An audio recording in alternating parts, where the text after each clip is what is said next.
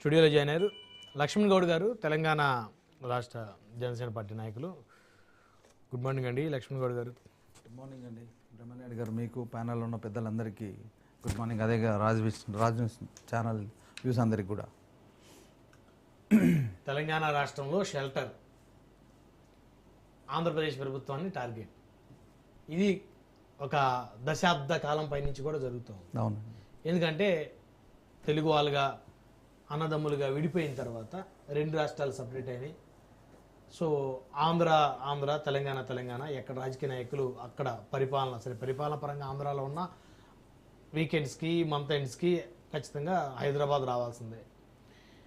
అయితే ఆంధ్రప్రదేశ్ ప్రభుత్వాన్ని టార్గెట్ చేసేవాళ్ళు 99% కాదు 100% తెలంగాణ రాష్ట్రం హైదరాబాద్లో షెల్టర్ తీసుకొని ఇక్కడ నివసిస్తూ అక్కడ ప్రభుత్వాన్ని టార్గెట్ చేస్తున్న పరిస్థితి స్పష్టంగా కనపడుతుంది. అవునండి. ఆంధ్రప్రదేశ్లో కూటమి ప్రభుత్వమే టార్గెట్గా ముందుకు వెళ్తున్న పరిస్థితి. సో నిన్న మొన్న మీరు చూస్తే అనేక పోలీస్ స్టేషన్లో కేసులు యూట్యూబర్స్ మీద. కేవీఆర్ అనేటువంటి ఒక యూట్యూబర్ కూడా ఆయన తెలంగాణకు చెందినటువంటి. సో ఏపీ పోలీసులు ఇక్కడికి వచ్చి తీసుకెళ్లారు. ఈ క్రమంలో ఇక్కడ కొంతమంది పాసిమేదగిరి లాంటి వాళ్ళు కొంతమంది ఇక్కడికి ఎలా వస్తారు ఏపీ పోలీసులు తీసుకు అంటే పక్క రాష్ట్రంలో వెళ్ళి ఎవరన్నా ఒక హత్య చేసి వచ్చినా కానీ ఆ రాష్ట్రం పోలీసు మహారాష్ట్ర బీహార్లోనో అక్కడికి వెళ్ళి ఏదైనా క్రైమ్ చేసి వస్తే వాళ్ళే వచ్చి తీసుకెళ్తారా, లేకపోతే ఇక్కడ వాళ్ళు తీసుకెళ్ళి అప్పు చెప్తారా? అంటే ఇక్కడ ఏదన్నా క్రైమ్ జరిగినా లేకపోతే అరెస్టులు జరిగినా కూడా ప్రాంతీయ విద్వేషాలను చాలా స్పష్టంగా రెచ్చగొడుతున్న పరిస్థితి. ఆంధ్ర పోలీసులు తెలంగాణలోకి ఎలా వస్తారని, కానీ తెలంగాణ పోలీసులు ఆంధ్రాకి ఎలా వస్తారని ఎప్పుడు కూడా అక్కడెక్కడ కూడా మాట్లాడే పరిస్థితి లేదు ఈ మధ్యకాలంలో. ఏం చెప్తారు మీరు?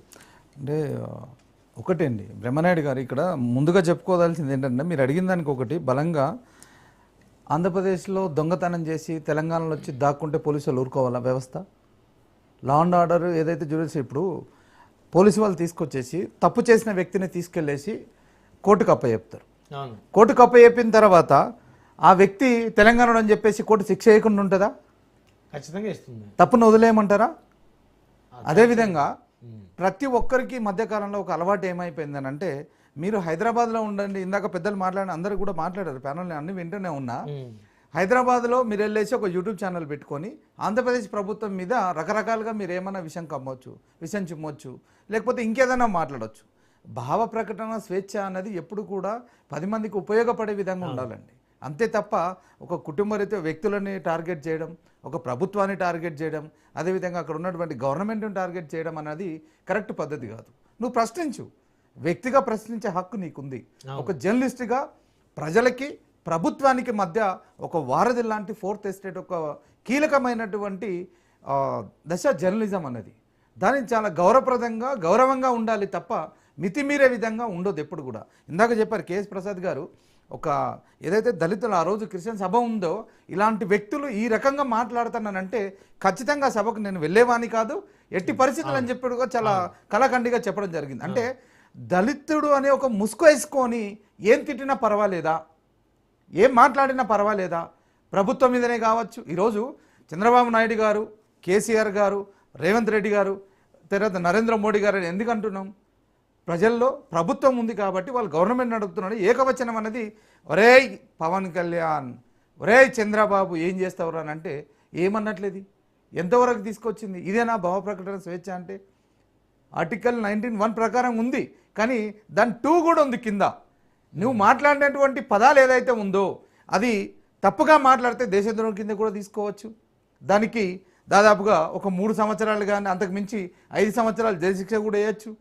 మరి ఇవన్నీ చేసి నేను తెలంగాణలో ఉండి ఆంధ్రప్రదేశ్ మీద నేను విషం కమ్మి రకరకాల మాటలు అని చెప్పేసి ఇక్కడికి రావద్దురాబాయ్ ఆంధ్ర పోలీసులు నేను ఏమన్నా మాట్లాడితే ఇక్కడికి ఇది మా తెలంగాణ ఏమని అంటే, ఇక్కడ ఉన్నటువంటి అస్తిత్వాన్ని అడ్డం పెట్టుకొని తెలంగాణలో ఉన్నట్టు కూడా కొంతమంది నీచులు ఉన్నారు, సీనియర్ జర్నలిస్టులు అని చెప్పుకొని ఇక్కడ ఆంధ్రప్రదేశ్ ప్రాంతానికి సంబంధించినటువంటి రావణ వ్యక్తి అనడంతో పాటు ఇక్కడ అదే వ్యక్తిగా మాటలని తెలంగాణలో పుట్టినటువంటి జర్నలిస్టులను ముసుగులేసుకొని, యూట్యూబర్లను ముసుగులేసుకొని అక్కడిచ్చేటువంటి రూపాయి పావులకు ఆశపడి ఇక్కడి నుంచి కూడా అక్కడ పవన్ కళ్యాణ్ గారి మీద చంద్రబాబు నాయుడు గారి ప్రభుత్వం మీద చేస్తున్నటువంటి కూటమి ప్రభుత్వం మీద ఆరోపణలు చేయడం ఎంతవరకు కరెక్టు?